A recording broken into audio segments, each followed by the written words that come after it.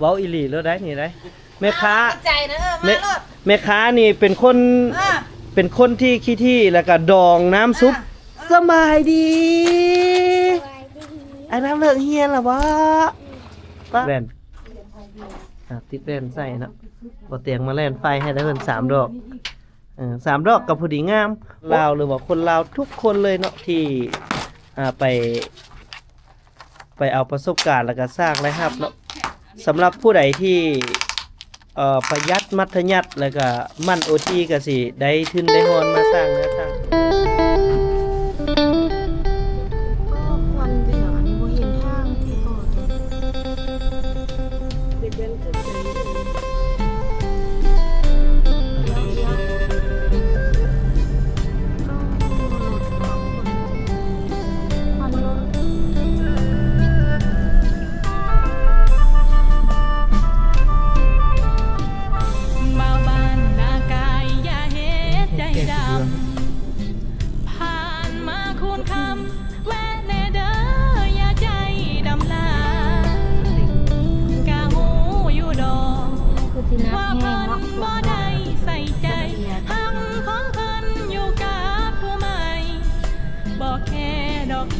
แฟนเก่า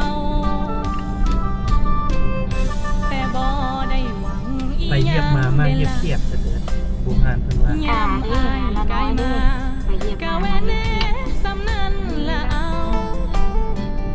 ก็คนเคยหาจึงยังหวังได้ผลงานมาจากประเทศไทยนั่นแหละที่เป็นแค่น้องสาวก็พอ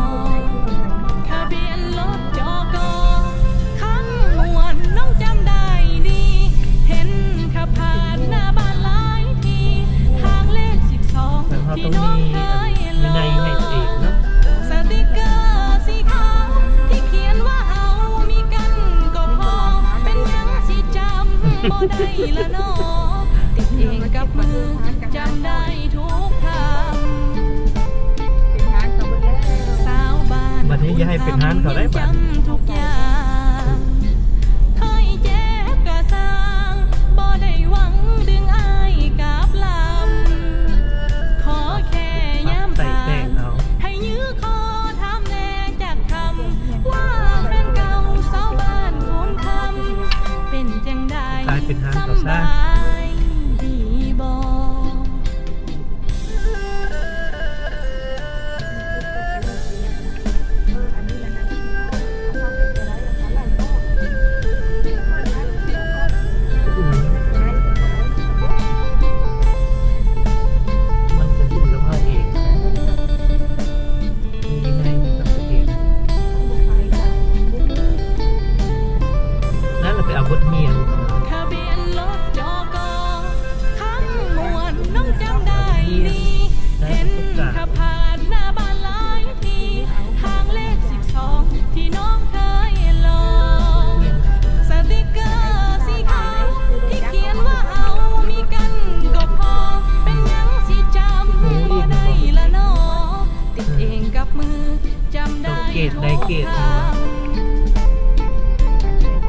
สาวบ้านคุณคำยังจำทุกอย่า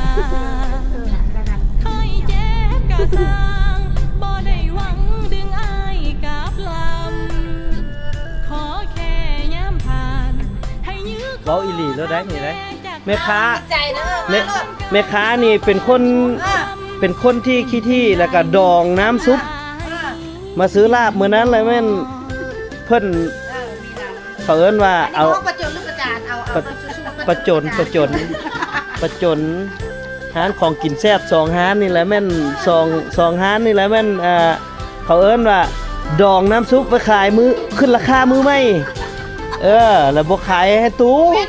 ซ้ำเดียวกับน้ำมันนะจังว่าเคยกินแต่ดองน้ำมันอันนี้ดองน้ำซุปลาบมันน่ะโอ้อาหารแซ่บเด้อมีทั้งลาบทั้งปิ้งทั้งย่างซีนดำซีนแดงมีเบิดนี่เบิ่งดูตุนตุนจุดตุนไว้เด้อนี่เด้อเอานี่แหละตลาดบ้านเฮาตลาดบ้านเราพอได้หัวตลาดบ้านเฮาเอาเดี๋ยว กดเครื่องให้ละน้อยกันมาฮอดละมาฮอดละตอนนี้เอามาฮอดแล้วแปลงโทรศัพท์ได้แปลงโทรศัพท์ได้บ่ว่างบ่อู้สร้างบ่ว่างเอามาเบิ่งหารละน้อยตลาดโซนทางนี้ก็หารเต็มแล้วก็งามแล้ว เป็นตลาดงาม ตลาดงามระจาโอ้สบายดีไอ้น้ำเลิกเฮียนล่ะวะป้าโดยล่ะวะเฮ้ยเป็นนักเฮียนอนุชนจังไดโดยล่ะวะมาเฝ้าหาน้ำอาบวะเอามาเบิ่งหารละน้อยนี่คือหารละน้อยโซนอันนี้ก็จะมีโต๊ะอันนี้เอาเบิ่งดูแว่นสิใส่ใส นี่จงบ่ เอาตัวนั้นเป็นหยังซะ อันนะคะแกะอันเศร้าเครื่องอัน แกะมึงรู้ก้อนสิเอาเครื่องมาจังหน่อยจังถอยจังหน่อยจังถอยลงมาจังหน่อยจังถอยลงมาก็ได้ น้ำอ้อยเป็นทุกกูมากิน ใส่เบิดละบ่ เดี๋ยวเอาไม่ให้เขาเอาเย็นไปให้ ใส่โอ้ยินไว้ให้ กินเหลือ โอ้มันเหลือกินบ่ ซ้ำทุกชุดไปออกเดียว อื 10,000 ม กูเดียวกินไม่ได้ดอกทุกเดียวกล่องแล้วโอ้มีฮอดอันกี้ เย็ดกล่องดอก เอากระเจเอาอันนี้หารละน้อยหารเพิ่นอาดงามขนาดเลย ขายอันเด็กน้อยนึง บรรยากาศนี่ก็เกิบมื้อนี้ก็พาเพิ่นไปซื้อเกิบมาตื่มอีกเนาะเป็นเกิบผู้หญิงอันนี้เพิ่นก็สิติดแว่นติดแว่นใส่เนาะบ่เตียงมาแล่นไฟให้ได้เพิ่น3ดอก3ดอกก็พอดีงามโอ้ยังป้องนี้เนาะบ่ดีเนาะแม่นบ่ล่ะยังป้องอันนี้เนาะเบิ่งเสื้อเป็นเสื้อผู้หญิงเป็นเสื้อผู้หญิงถ้าว่าอยากได้ก็มาแวะมาซื้อซอยเอาสองสาวทำงานอยู่ไทยแล้วก็พอได้ต้นทุนเล็กน้อยมาต่อเติมชีวิตอยู่บ้านเฮาผลงานก็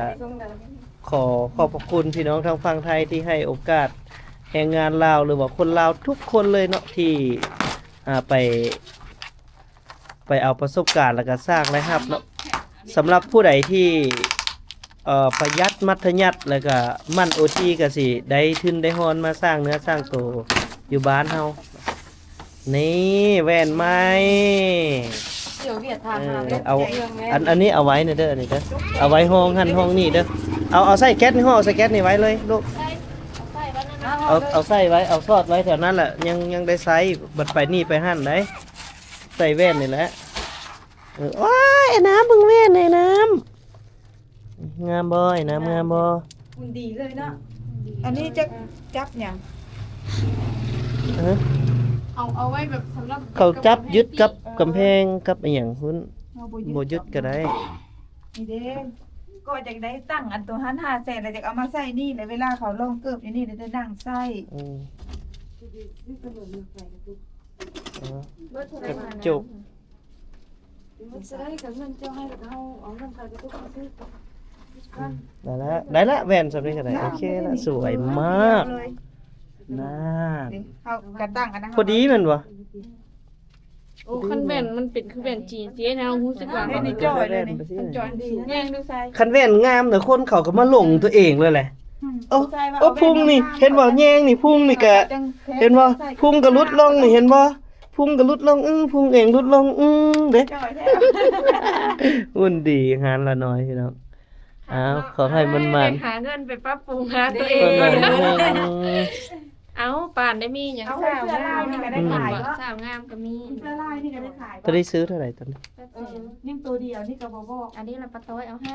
มาแปลง อันนี้หา700,000ปลายรวมทั้งค่าฝากทั้งอันห้อยหันลงมาแล้วพอดีเบิด846,000 ก็ลองคิดไอเดียเบิ่งคันว่าอยากปรับหารปรุงหารก็บ่เป็นหยัง ชั้นแก้วหันเราออกแล้วให้เป็นชั้นเกิบผู้หญิง ก็ปรึกษาการตัวใดพอเฮ็ดได้แล้วก็ มันอาจ จังประดับประดาเอา ไม่เท่า คือหารอันนั้นก็ยังเฮาก็ยัง กายมาหารเฮาก็ยองหารเฮางาม เอากัน ไซส์เล็กดีที่สุดมันหาง่ายเฮ้ยมันหาง่ายในยุคสมือนี้ เล็กกับเล็กบ่ได้เปลือก มัน อะไรได้ โอ้ยเอาไม้ยากจักสิหาอยู่ใส่แล้วก็ยังมากบมาทาสีก็อู้ยังหลายอย่าง เขาร้อนงิน ไซส์เล็กแล้วสบายบัดนี้เฮาม้างเฮาหยังเฮาก็ยังไปไซส์อื่นได้เล็กหั่นน่ะแต่ไม้นี่ม้างแล้วก็ได้ทิ่มเลย เข้าค่ะเดี๋ยวนี้หา คักบ่ไอ้น้ำมานอนอยู่พี่น่ะฮะบ่ไอ้น้ำมาอยู่พี่เอาหาละน้อยขอให้มันมาเฮงๆเด้อพี่น้องเด้อเอาเดี๋ยวบ่เตียงข้ามก็สิได้จบ EP นี้ไว้แต่ซ้ำนี้ก่อนเนาะหลังจากไปเบิ่งสวนมาแล้วก็พวกเฮาก็มาเอาเครื่องมาให้ละน้อยฮอดหาแล้วก็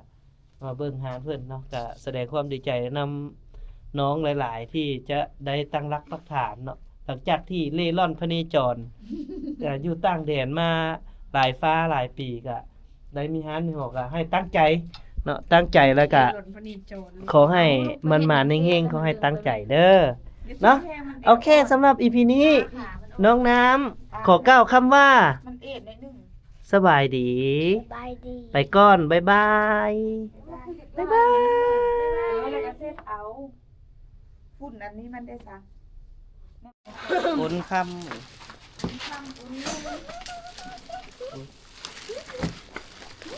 ที่บ่ซื้อปิ้งเนาะ บ่มันมีถุงหนึ่งของละน้อยได้ ได้มีซื้อได้อ้น คันเอ้ยอ้วนละถุงตัวนั้นของละน้อย ของค่อยนะเขาเขียนคิดเอาหมดผมไปอ้นหานนี่เราซื้อได้ใหญ่จังนะเอาส่งนั่นหมดเป็นจ้ะนี่ก็แม่นบ่เครื่องแล้ว เอาเขาสิงกองสา ตัวนี้แม่นบ่ แม่นบ่นะของรู้อ้าวหัวปันนะว่าสิซื้อขอซื้อนะบอก3,000นะ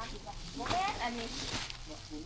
ผมไปอ้นอันนี้มีถุงอันนี้เขาซื้ออันนี้ของค่อยเนาะนะเอาอะไร ตัวนี้บ่แม่นบ่ น้อยๆมันเขาเกลียดเอง เออ มีไว้อ้นอันนี้กันเขาเกลียดใส่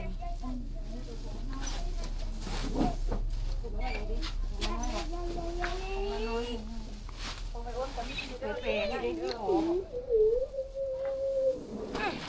คุณเจ้าเราก็ซื้อ เนี่ยเท่านี้ผมห้าสองถูกนี่คืออันนี้ของใครนี่ของไอ้อ้น ก็เลยไปได้ จัดรวมคุณก้าวนี่แหละตัวนี้ไปบอกไม่ก็เราบอกถุงน้อยของเขาน้อยนิดน้อย น้ำมา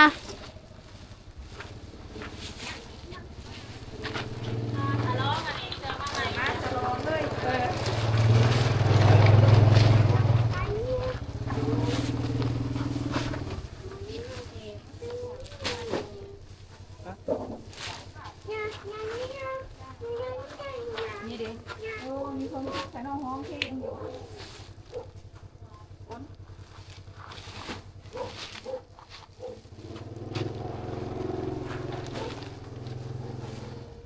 นี่ก็ของไอ้อ้นบอกเบิ่งชื่ออ่านชื่อเขียนชื่อดูนี่